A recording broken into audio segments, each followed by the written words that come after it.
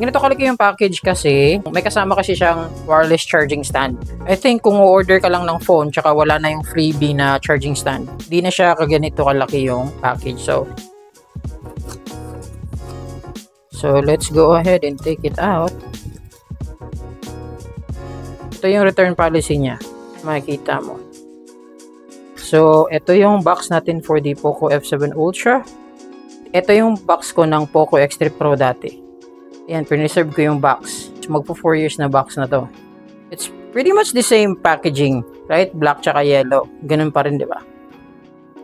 Favorite Google apps pa rin yung nakalagay dyan. Okay, so yun na nga. This is the phone. Ito yung charging pad natin. Yung free niya na wireless charging stand. Solid naman.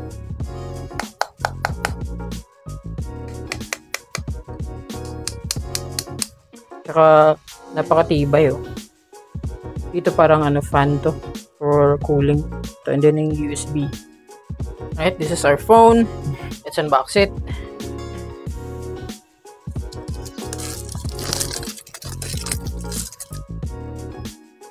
Yan, ito I believe merong case to sa ilalim.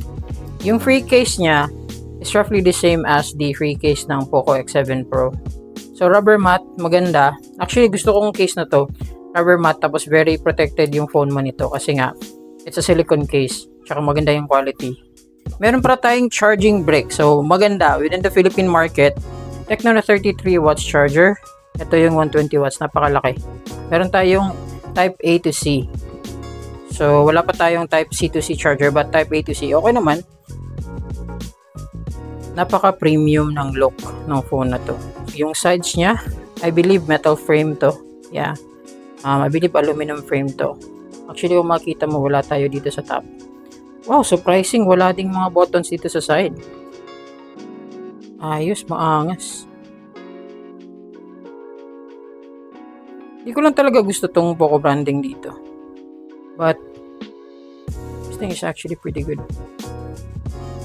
Okay, yan yung makukuha natin with our Poco F7 Ultra package from China.